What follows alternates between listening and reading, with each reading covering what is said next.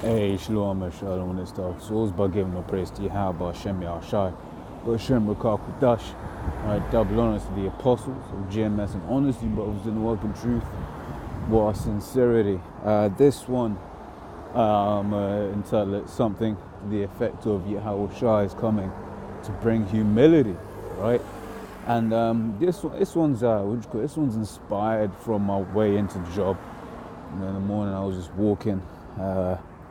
And I basically, I was just looking around, because you get some attractive looking ass women, in this cesspit called London, but what you notice in a lot of them is they've got that proud look, man, right? And that's one of the things the Lord hates. The Lord hates that proud look. Now I'm just looking at them, I was like, man, shit, you know what? The Lord is coming back to take them smug smiles off your face. Where sometimes they even smile, there's something in the face, they just do this little pout kind of thing. And I was looking at shit was pissing me off, because ultimately, right, you might have an attractive woman, but that pride makes her unattractive. That blokeness makes her unattractive, right? I remember Apostle Gabal was doing a video on, attire, right, as in clothing and stuff like that.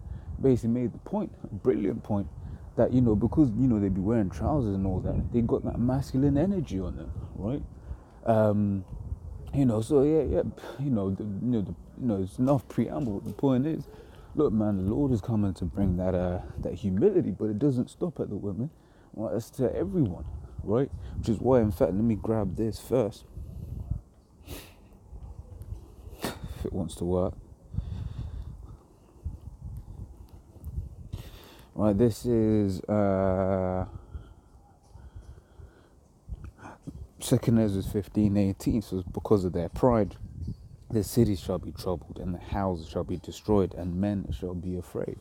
Right, so hey, you look at a city like London. London's a very proud city, right? Everyone, I was a victim to it. I remember growing up, I used to always make statements like, if it's outside the M25, now the M25 is a motorway. That's that surrounds London. I always used to make the joke, if it's outside the M25, then it doesn't matter, right? But that is a genuine mind state, a mind frame that people in London have. That everything revolves around London, and you get different cities across the world, which are revered and everyone wants to go to this, that, and the other, right? For instance, you've got Milan, you've got Paris, right? You've got New York, you've got Miami.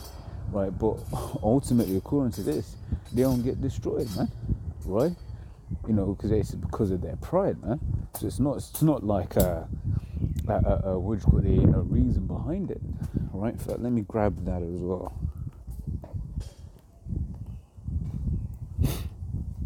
This is Proverbs 6:16. Right, it says, "These things doth Yahweh hate, yea, 7 are abomination unto him.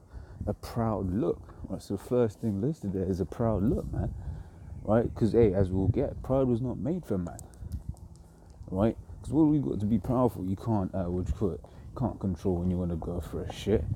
Can't control when you want to go for a wee. You're just completely at the mercy of the Most High. Right. Well, I'll read this. Isaiah 45:23 says, "I've sworn by myself," right, which is showing you that the Lord is the supreme, right? For instance, you get Allah, where he swears by the moon, this, that, and the other. Like the Most High, the God of the Bible, he swears by himself, right? It says, "The word is gone out of my mouth in my righteousness, and shall not return, that unto me every knee shall bow, and every tongue shall swear." Right? So basically, when our Lord comes back, every knee is going to bow, right? Every eye is going to see him, as I'll get soon. Right? Every eye is going to see him, and it ain't going to be no, who's the, what's the real power? Everyone's going to know that the real power is the God of the Bible, which is why currently, right, the Lord has his men out there on street corners throughout the earth, right, professing and proclaiming his name, right? Otherwise, you read Ezekiel the 36th chapter, it says, because of, Lord ain't coming to save us for our sake. He's coming to save us for his holy name's sake, right? But yeah, being bowing, right? That's a that's a sign of subjection. That's a sign of humility, right? You get made to bow. You're basically saying, look, man, you're the one over me, right? But right now, the majority of our people, they don't want to bow, right? They want to continue in the wickedness that they're doing. In fact, the majority of the people on the face of the planet Earth, right? They want to continue in their wickedness, right? We tell them, look, man, fix your ways, right? For the Lord's coming back. I don't want to hear it, right? They want to continue doing all manner of wickedness, right? But such to their own destruction, right? It's Revelation 1:7, right? So behold, he cometh with clouds, right? And every eye shall see him, right? And they also which pierced him, right? And them clouds are talking about the chariots of Israel, right? It says that what Esau's so-called white man calls UFOs, right? It says and all kindreds of the earth shall wail because of him, even so amen, right? So they're gonna be in fear, right? And when you're fearful, that pride goes out the window, right? You're fearful, that pride goes out the window. Why? Because then your life flashes before you. And this ain't no this ain't no what's the word I'm looking for? This ain't nothing that the people have seen before. This is brand new, right? An existential threat. Right, now that word existential, right, means pertaining to existence. So this is a threat pertaining to these people's existence, right? This is things that they ain't ever seen before, right? So they gonna be fearful, right? And when they're in their fear, you're gonna be humbled, man. Right? You read, just pertaining to Jacob's trouble. In fact, let me grab it. This is just pertaining to Jacob's trouble, man. This is Jeremiah 30:6. Asking now and see whether a man doth travail with child. Wherefore do I see every man with his hands on his loins, as a woman in travail, and all faces are turned into paleness, right? Now that's what he's saying. Look, man, people gonna be so scared. Well, they gonna be, looking like women, right? All hands on their loins, as if they're about to give birth. That's how fearful these times coming to be. Right? And it goes on to say, alas, for that day is great, so that none is like it, is even the time of Jacob's trouble, but he shall be saved out of it, right? It's Ezekiel 28:9. It says, "Will now say, So, we're talking about pride, right? Now this whole chapter is good, right? In terms of pride and Esau's pride, Esau being the so-called white man, right? When you read the scriptures, right, basically you find out that Esau's a proud man, especially this is one of them. Now it says Prince of Tyrus, but modern day that's referring to Esau, right? Because it says something important. Let me grab it in verse 2. It says Ezekiel 28:2. It says, Son of man, say unto the Prince of Tyrus, thus saith the Lord power, because thine heart is lifted up, and thou hast said, I am a God, I sit in the seat of God, in the midst of the seas, yet thou art a man and not God, though thou set thine heart as the heart of God. And what is setting thine heart as the heart of God? Right now, you look at all of the things that Esau's doing, right? Redefining what male and female is, right? Changing the power balance over male and female, right? Artificially, healing people, quote unquote. I say quote unquote because really, it's the Most High that heals, right? So I jump down to verse 9. It says, "Wilt thou say, but yet say before him that slayeth thee, I am God," right? It says, "But thou shalt be a man and no God in the hand of him that slayeth thee." Right, so when Esau's being destroyed, when America gets destroyed in 1 hour, well, are they going to be able to say, these Edomites, are they going to be able to have that pride in them? No. Why? Because they're going to be destroyed, right? How can you be in a process of being destroyed? How can you move proud? Well, I mean, this is Esau, he'll find a way, try to find a way, because scriptures say he won't, basically these people won't repent of their wickedness, right? So you still going to have, that pride, coming out of place, but hey, they're going to be destroyed, right? They're going to see, they're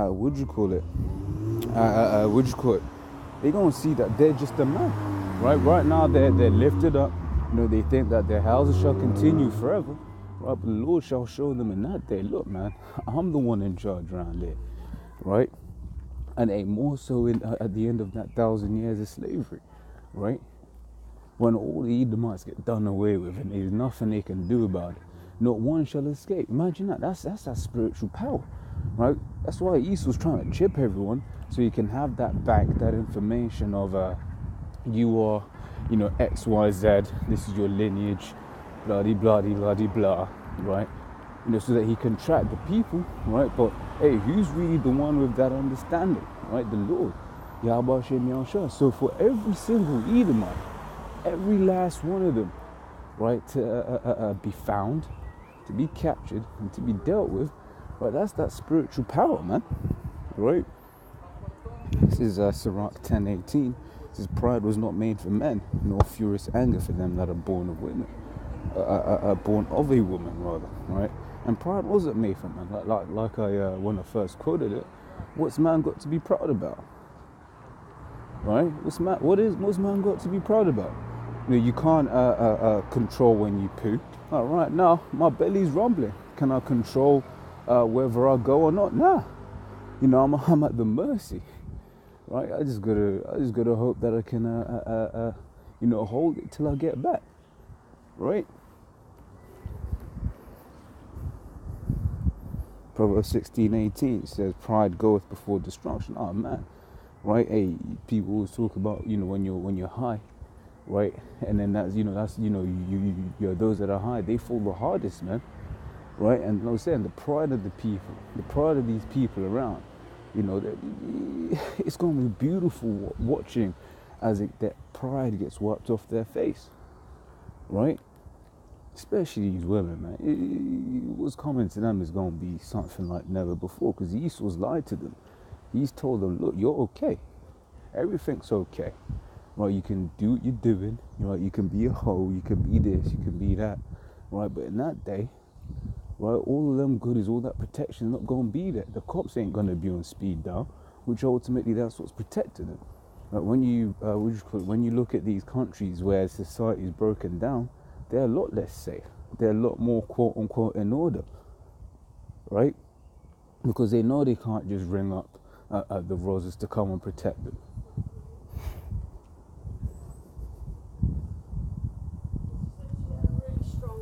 Because Isaiah 32:2 says, "And the man shall be as an hiding place from the wind, right, and a covert from the tempest." So, and the man shall be as an hiding place from the wind, right, and a covert from the tempest, as rivers of water in a dry place, as a shadow of great rock in a weary land. Now you imagine that. When you were younger, it was a PE, physical education, right? PE class, right? It's a hot summer's day. You've been running around, playing football, soccer, right? You're thirsty, right? Now imagine you're in a desert, right? Take that same thirst. Now imagine you're in a desert, and then you happen across a patch of water, right? You're gonna be joyous. You're gonna be, oh yeah, and you're gonna just lap it up, right? You ain't gonna want to stop drinking. You just want to be like, nah, I'm gonna stay here. The water's here. It's good here, right? And that's how a man, right? And more specifically, a man of the Lord, right? That's how they're gonna be viewed in that day, right? Why? Because all manner of things are gonna be happening that day, and everyone gonna be looking for someone to take care of them, right? Rather, what do you call it? The men of the Lord. We're going to be looking to the Most High, right? Going to be looking up there, because we know that, the things that are coming, we know we ain't just going to be able to get away from it, right? We know that we need a divine intervention, right? We put it that way. As Isaiah 4:1 says, "In that day 7 women shall take hold of one man," right? So, hey, right now, you might have you might just be talking to a woman, whatever. You joke about having several different women dealing with them at the same time, right? And then they'll they'll be all bucking up against you, right? Unless they're adulterous and say, well, yeah, cool, I'll have several men, right? Which in this world, that's really most of these bitches, right? But in terms of actually dealing one-on-one, they'll be like, most women ain't gonna be down with that, right? However, right, in that day, they ain't gonna have no choice, right?